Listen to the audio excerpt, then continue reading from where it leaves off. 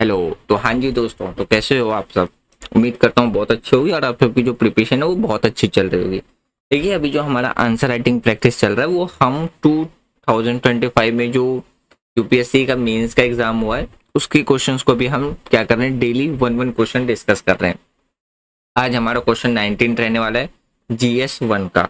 मैंने आपको हर वीडियो में बताया है कि आपको जीएस 1 के लिए कौन कौन से सब्जेक्ट पढ़ने हैं, जीएस 2 के लिए कौन कौन से सब्जेक्ट पढ़ने हैं, जीएस 3 के लिए, जीएस 4 के लिए।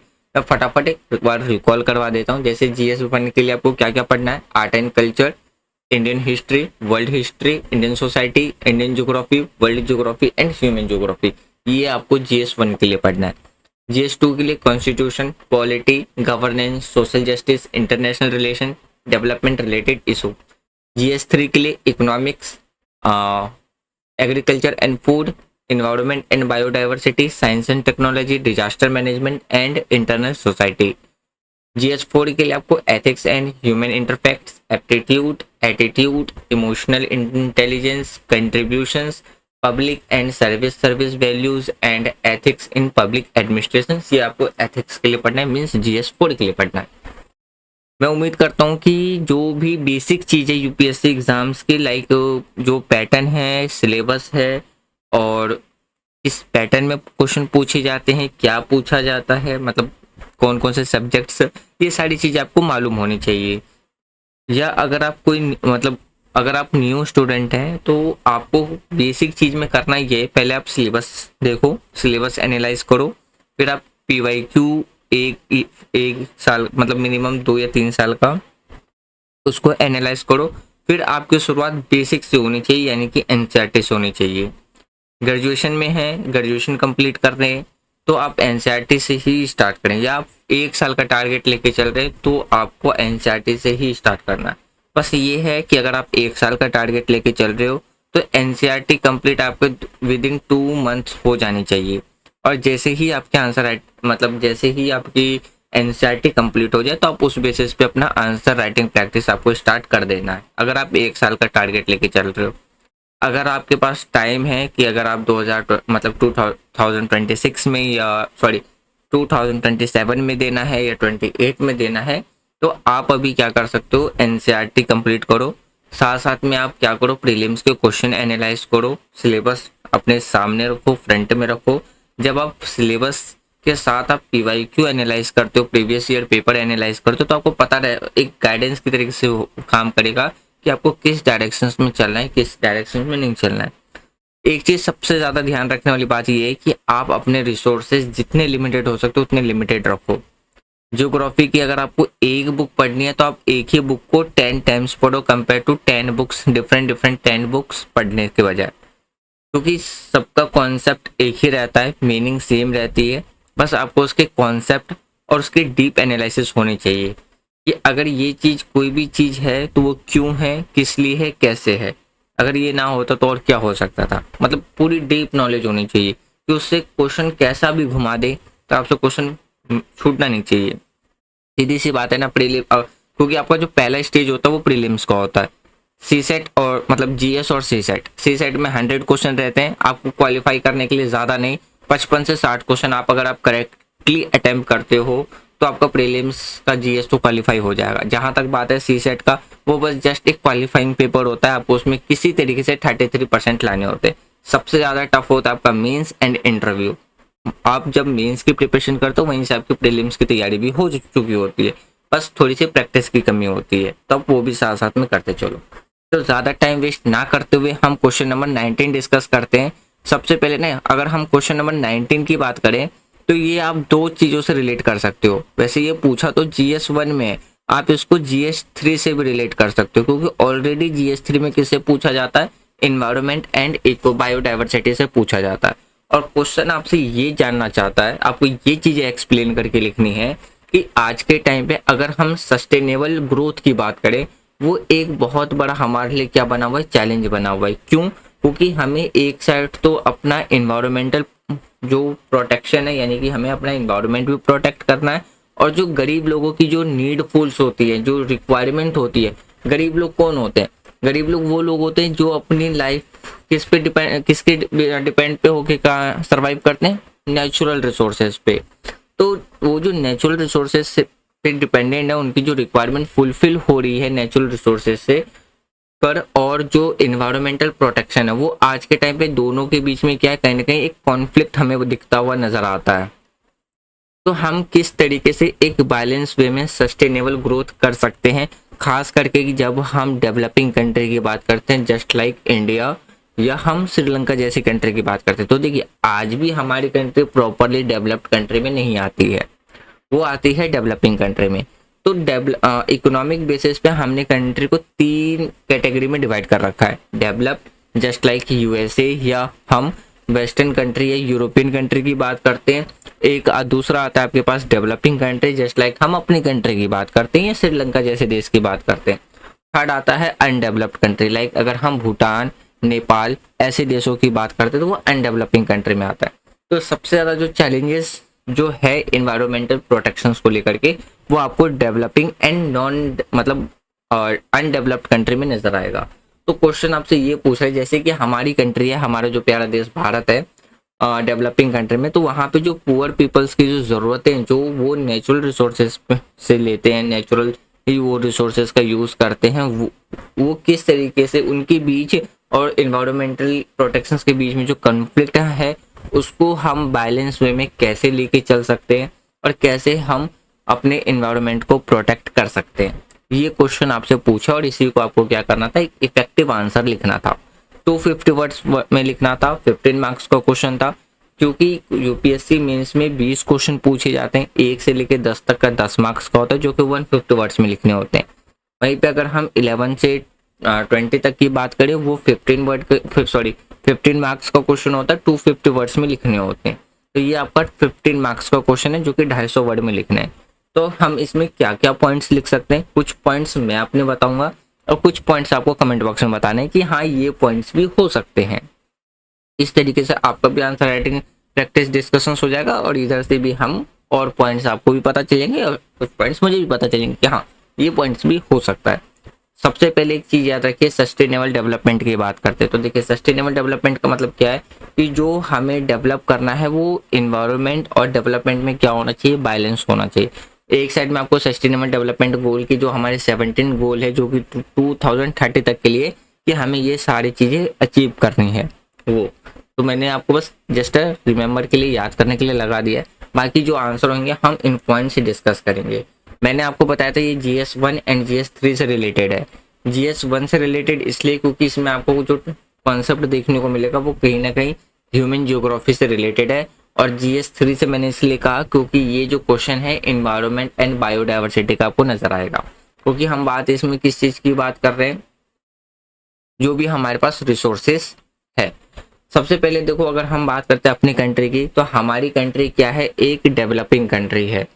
तो डेवलपिंग कंट्री में हमें क्या देखने को मिलता है, ड्यूअल चैलेंज देखने को मिलता है। ड्यूअल चैलेंजेस क्या क्या देखने को मिल रहा है हमें,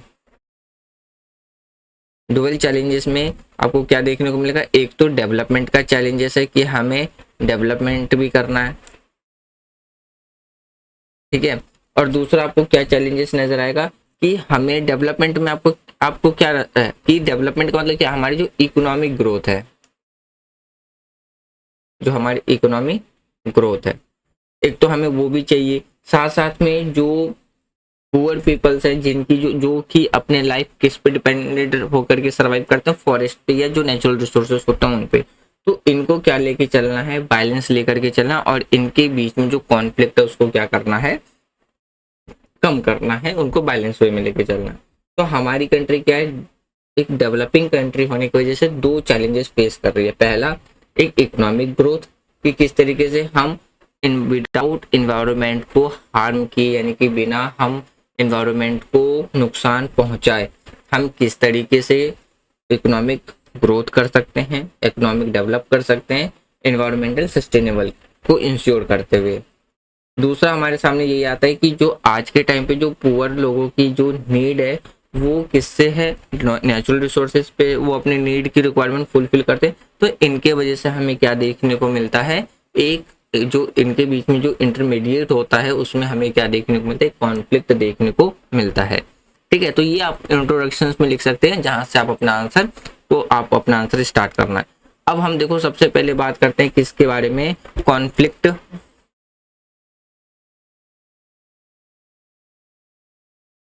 conflict between growth and poor peoples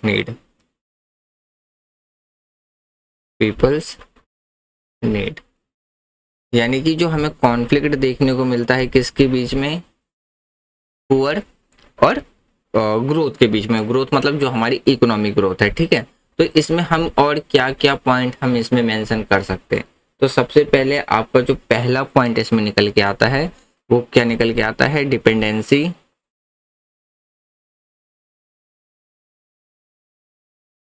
dependency on natural resources,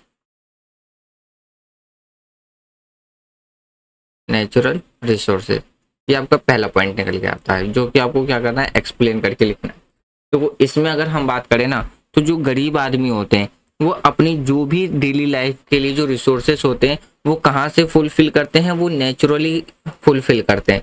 example के तौर पे जैसे कि अगर हम कुकिंग की बात करते हैं, खाना बनाने के लिए, तो खाना बनाने के लिए जो वो फ्यूल कलेक्ट करते हैं वो कहाँ से करते हैं, जंगलों से करते हैं। यानी कि अगर हम सूखी लकड़ी की बात करते हैं, फ्यूल वुड, तो जब इसको ये बर्न करते हैं तो कहीं ना कहीं हमें क्या देखने को मिलता है, पॉल्यूशन देखने को मिलता है। तो जैसे वो अपने बेसिक रिक्वायरमेंट कहाँ कहाँ से पूरा करते हैं, फॉरेस्ट से, रिवर से, या जो लैंड से, किसके लिए, जो फ्यूल वुड होता है यानी कि जलाने के लिए जो लकड़ियां होती हैं, ग्रेजिंग के लिए, लाइवलीहुड के लिए। तो अगर हम स्ट्रिक्टली अगर हम इन्वायरमेंटल प्रोटेक्शन कोई पॉलिसी इम्प्लीमेंट करते हैं, जैसे कि अगर हम डिफॉरेस्टेशन या माइनिंग पे अगर हम रोक लगा देते हैं, बैन कर देते हैं, तो इसका जो इम्पैक्ट पड़ेगा वो कहीं ना कहीं किस पे पड़ेगा, पुअर पीपल की लाइफ पे पड़ेगा।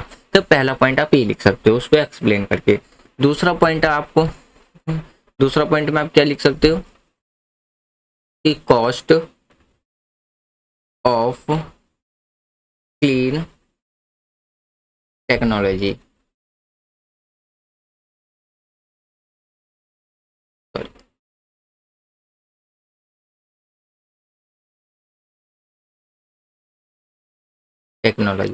अब इसका मतलब क्या है, देखो अगर हम बात करते हैं cost of clean technology, clean technology में क्या होता है, जब हम बर्निंग की बात करते हैं तो हम मोस्टली कुकिंग के टाइम पे हम एलपीजी गैस का यूज करते हैं, या अगर हम इलेक्ट्रिसिटी की बात करें तो वहां पे हम क्या यूज करते हैं, सोलर पैनल यूज करते हैं, सोलर एनर्जी यूज करते हैं। अब धीरे धीरे सरकार उसको क्या करते जा रही है, प्रमोट करते जा रही है।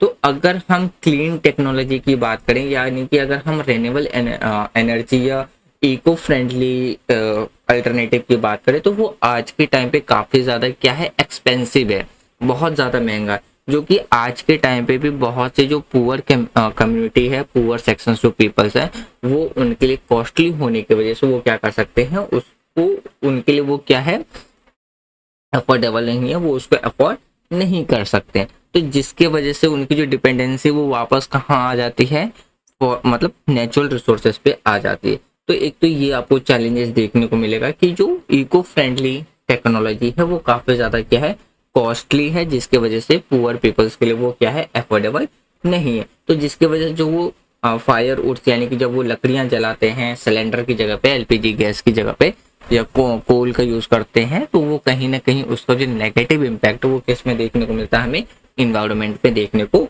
मिलता है। तो जैसे एलपीजी गैस हो गया, या जो इको फ्रेंडली हो गया, तो जिसकी वजह से काफी आज के टाइम पे ये काफी ज्यादा क्या है, आपको कॉस्टली नजर आएगा। फिर अगर हम बात करते हैं किसके बारे में, तीसरे पॉइंट में आप क्या लिख सकते हो, इंडस्ट्रियल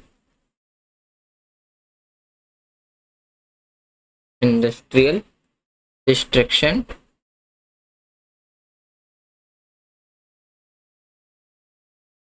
रिस्ट्रिक्शंस लिमिटेशन। अब इसका मतलब देखो क्या है, इसमें हम क्या क्या चीजें एक्सप्लेन करके हम लिख सकते हैं।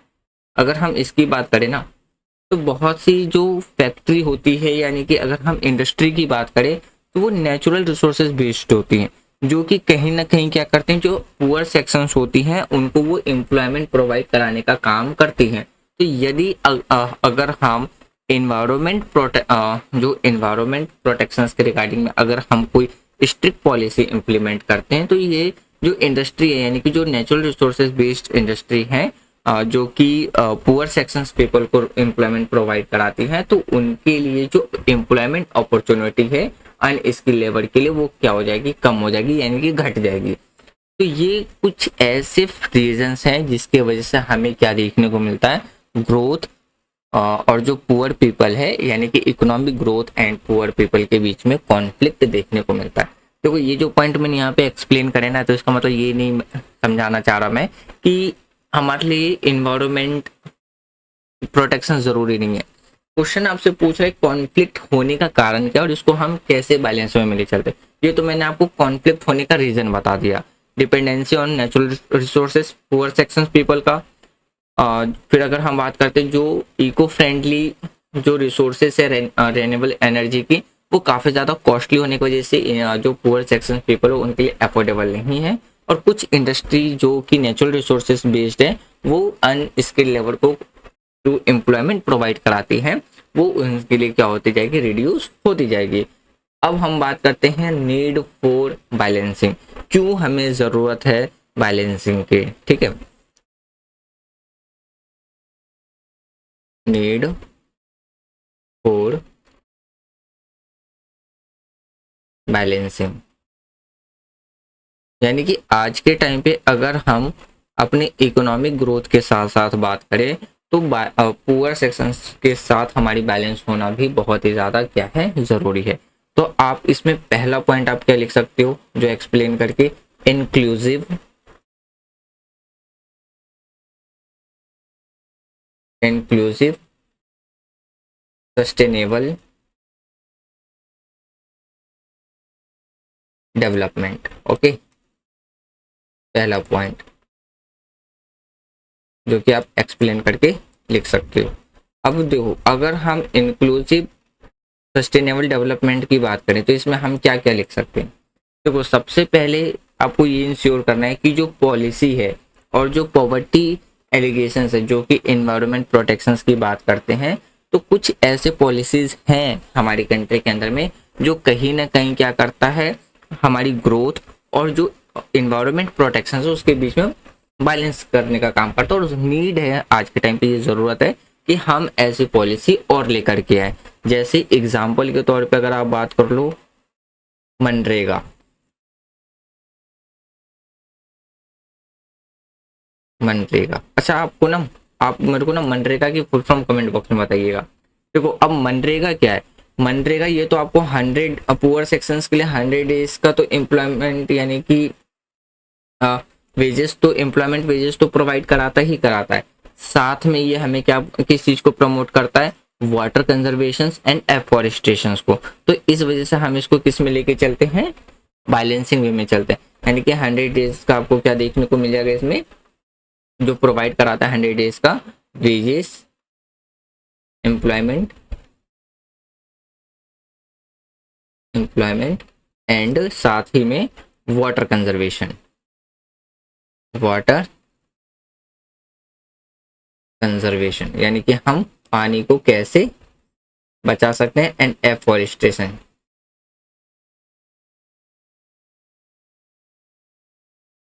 एफॉरेस्टेशन। तो एक तो ये हो गया, जैसे मनरेगा की पॉलिसी से मैंने ये आपको समझाया। तो देखो यहाँ पे क्या है, एम्प्लॉयमेंट भी प्रोवाइड कराई जा रही है, ताकि देखो अगर हम पुअर सेक्शंस को एम्प्लॉयमेंट देते हैं तो उनके पास मनी आएगी, यानी कि पैसे आएंगे, उनके वेजेस आएंगे। तो उस वेजेस से वो चीज़ें परचेज कर सकते हैं, वो रिक्वायरमेंट अपनी फुलफिल कर सकते हैं, अपनी मतलब अपनी लाइफ की बेसिक रिक्वायरमेंट वो क्या कर सकते हैं, फुलफिल कर सकते हैं। और जो इको फ्रेंडली चीज़ें हैं उसका भी वो क्या कर सकते हैं, यूज़ कर सकते हैं। दूसरा आता है आपके पास, दूसरे पॉइंट में आप लिख सकते हैं affordable, affordable clean energy. Affordable green energy का मतलब क्या है यहाँ पे? तो देखो इसके अंदर क्या है ना, गवर्नमेंट कुछ स्कीम ऐसी लेकर के आई है जिसके वजह से हम क्या करते हैं, हम मतलब गवर्नमेंट के द्वारा क्या किया गया, जो पुअर सेक्शंस कम्युनिटी है उनको इको फ्रेंडली जो चीज़ें हैं वो काफ़ी ज़्यादा अफोर्डेबल प्राइसेस में प्रोवाइड कराई गई है। एग्जाम्पल के तौर पे अगर हम बात करते हैं किसकी, उज्ज्वला योजना।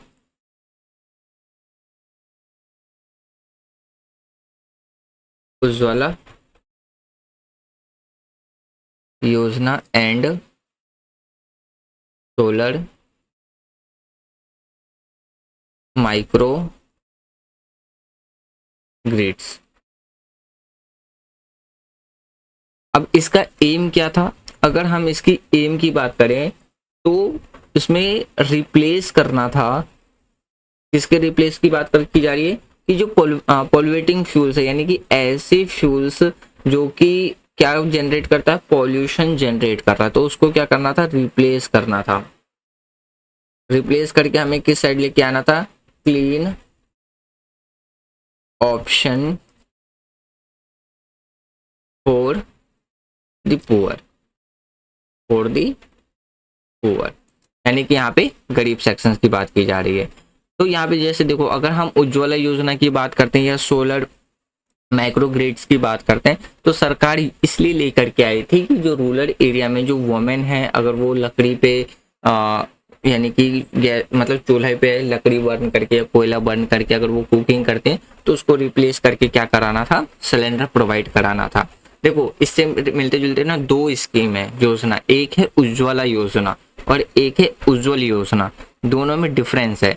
उज्ज्वला योजना में गैस सिलेंडर की बात रखी गई है और जो उज्ज्वल योजना है उसमें जो एलईडी लाइट्स होती हैं उसकी बात रखी गई है।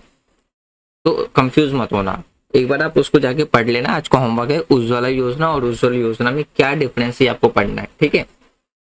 इससे रिलेटेड आपको, जैसे कि मैंने आपको बताया कि आपको अगर मुझसे कनेक्ट होना है तो आप टेलीग्राम, इंस्टाग्राम और जो व्हाट्सअप चैनल है उस पर आप फॉलो करके मुझसे कनेक्ट हो सकते हैं, जहाँ पे आपको प्रीलिम्स से रिलेटेड बहुत सारे फैक्ट्स मिल जाएंगे, क्विक रिवीजन, ताकि आप उसे कर सकते हो प्रीलिम्स के लिए। तो आपको आज जो फैक्ट मिलेगा, फैक्ट्स मिल जाएंगे, वो उज्ज्वला योजना और उज्ज्वल योजना पे मिल जाएगा। तो ये चीज आपको समझ में आ गया कि उज्ज्वला योजना और जो माइक्रो माइक्रो जो सोलर माइक्रो ग्रिड्स है ना, इसमें क्या है कि सोलर पैनल के द्वारा सरकार आज के टाइम पे क्या कर रही है, इलेक्ट्रिसिटी को प्रमोट कर रही है, ताकि जो भी पोल्यूटिंग वाली जो फ्यूल्स जो यूज किया जाता है ना पुअर सेक्शंस के द्वारा, पुअर कम्युनिटी पीपल्स के द्वारा, उसको हटा करके हम किस साइड लेके आ सके, उनके लिए जो क्लीन एनर्जी है यानी कि जो इको फ्रेंडली फ्यूल्स है उसको हम उसको क्या कर सके, पुअर पीपल्स के लिए अफोर्डेबल तौर पे प्रोवाइड करा सके। फिर आता है community protection, sorry community participation.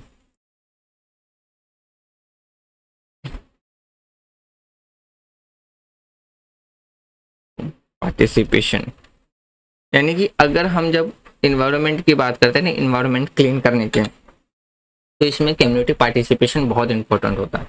Involving, अगर हम लोकल कम्युनिटीज की बात करते हैं फॉरेस्ट मैनेजमेंट के लिए, जैसे joint forest management Madhya Pradesh और उड़ीसा में देखने को मिले, तो ये कहीं ना कहीं क्या करते हैं, इस चीज को इंश्योर करते हैं कि जो लाइवलीहुड सिक्योरिटी है उसको क्या किया जा सके, मतलब लाइवलीहुड सिक्योरिटी विथ जो हमारा कंजर्वेशन है, यानी कि किस तरीके से हम इसको बचा सकते हैं अपने इन्वायरमेंट को।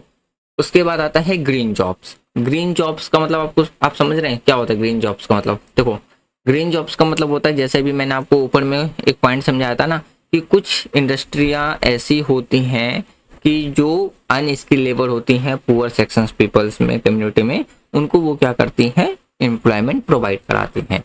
उसी तरीके से अगर हम ग्रीन जॉब की बात करते हैं, ग्रीन जॉब, तो ग्रीन जॉब में आपको क्या नजर आएगा कि इसमें क्या है, जो कुछ सेक्टर्स हैं, जैसे अगर हम रेन्यूएबल एनर्जी की बात करते हैं,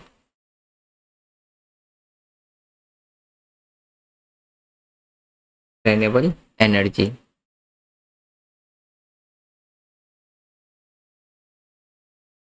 ठीक है। या अगर हम ऑर्गेनिक फार्मिंग की बात करते हैं, या हम इको टूरिज्म,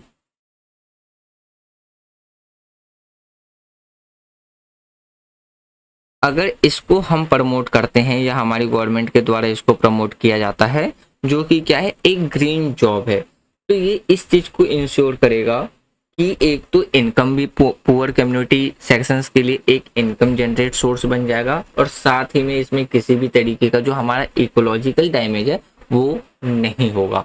तो इस तरीके से हम क्या कर सकते हैं, अपने इन्वायरमेंट को बैलेंस वे में रख सकते हैं विद जो पुअर कम्युनिटी सेक्शंस है उनकी ग्रोथ के साथ।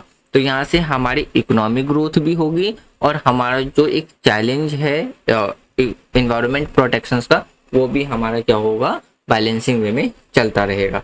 तो इन कंक्लूजन हम ये कह सकते हैं कि जो सस्टेनेबल ग्रोथ है और इन्वायरमेंटल प्रोटेक्शन है are not a mutually inclusive, यानी कि ये ज़्यादा कठिनाई नहीं है अगर हम अपनी कंट्री जैसी ही बात करें। वैसे हमारी कंट्री तो डबल चैलेंजेस फेस कर रही है, लेकिन आज के टाइम पे अगर हम जो पॉलिसी है, पॉलिसी के साथ साथ कुछ अल्टरनेटिव भी लेकर के आते हैं पुअर सेक्शंस के लिए, तो ये हमारे लिए डिफिकल्ट नहीं होगा कि हम इकोनॉमिक ग्रोथ के साथ साथ हम अपने इन्वायरमेंट को भी क्या कर सकते हैं, बैलेंस लेके चल सकते हैं। देखिए यहाँ पे जो मैंने एक फोटो लगा रखी है कि हमारे जो 17 सस्टेनेबल डेवलपमेंट गोल है, तो उसमें सबसे पहले आपको क्या देखने को मिलेगा, जीरो हंगर, उसके बाद आपको क्या देखने को मिलेगा, गुड हेल्थ वेलबींग, फिर पार्टनरशिप विद द गोल, फिर peace and justice, life below water, clean energy. देखिए ये जो सवाल है, एक तो आपको यहाँ से रिलेटेड हो गया, उसके बाद आपका सस्टेनेबल सिटीज, नो पॉवर्टी, गरीबी नहीं होनी चाहिए, क्लीन एक्शन, इकोनॉमिक ग्रोथ, एक यहाँ से रिलेटेड है ये, फिर reduce in equalities, life on land, equality education, यानी कि रिस्पॉन्सिबल कंजप्शन, फिर gender equality, industries innovations and clean water. तो ये जो क्वेश्चन है ना, ये आपका दो सस्टेनेबल डेवलपमेंट से रिलेटेड है। एक तो आपका क्लीन एनर्जी मीन्स जो हम मतलब क्लीन एनर्जी मतलब हमारा जो इन्वायरमेंट है, दूसरा आपका किससे है, यानी कि इकोनॉमिक ग्रोथ से। तो मैं उम्मीद करता हूँ कि आज जो भी क्वेश्चन हमने डिस्कस करा वो आपके लिए काफ़ी ज़्यादा हेल्पफुल रहा होगा। कोई भी अगर आपको सजेशन देना, कमेंट बॉक्स ओपन है, आप कमेंट बॉक्स में दे सकते हैं। आज की वीडियो खत्म करने से पहले एक छोटी सी इन्फॉर्मेशन मैं आपको ये बता देता हूँ कि इस चैनल पे आपको क्या क्या मिलने वाला है, और जो भी मिलेगा सब फ्री ऑफ कॉस्ट मिलेगा। रिसेंटली अभी हमने हिस्ट्री में हमने 4 subject, ancient, medieval, modern and India's struggle movement, जो इंडियाज इंडिपेंडेंस स्ट्रगल मूवमेंट है, इसके हमने 27 ईयर प्रीलिम्स क्वेश्चन पेपर क्या करा है, डिस्कस करा है विद टॉपिक वाइज। सिमिलर उसी तरीके से आपको पॉलिटिकल साइंस का भी देखने को मिल जाएगा। एम लक्ष्मीकांत हमने कंप्लीट कर लिया है। क्लास 6 से लेके क्लास 12 तक का आपको पॉलिटिकल साइंस देखने को मिल जाएगा, एनसीईआरटी कंप्लीट की जा चुकी है। Daily mains answer writing practice देखने को मिल जाएंगे। 2025 का जो प्रीलिम्स का पेपर हुआ था उसका डिस्कशंस देखने को मिल जाएगा। ये सारी चीज़ें आपको क्या यहाँ पे फ्री ऑफ कॉस्ट मिलने वाली है। जैसे ही हमारा answer writing practice discussions complete होगा, उसके बाद हम अपना एशियंट हिस्ट्री स्टार्ट करेंगे, और साथ साथ में जो हमारा एम लक्ष्मीकांत का जो रिवीजन है वो भी हम स्टार्ट करेंगे, जिसमें हमने अभी तक 3 चैप्टर रिवीजन कर लिए। अभी चौथा चैप्टर हम क्या करेंगे, दोबारा से फटाफट रिवाइज करेंगे। वीडियो इन्फॉर्मेटिव लगा हो तो वीडियो को लाइक कर सकते हो, शेयर कर सकते हो, चैनल को सब्सक्राइब कर सकते हो। और आज से 3-4 दिन बाद कुछ दिनों तक वीडियो शायद चैनल पे ना नज़र आए, थोड़ी सी कुछ इशू है उस वजह से। उसके बाद जैसे ही हम कम बैक करेंगे तो सारे डिस्कशन फिर वैसे ही स्टार्ट हमारा चलता रहेगा। मिलते हैं नेक्स्ट वीडियो में। टेक केयर, जय हिंद एंड बाय बाय।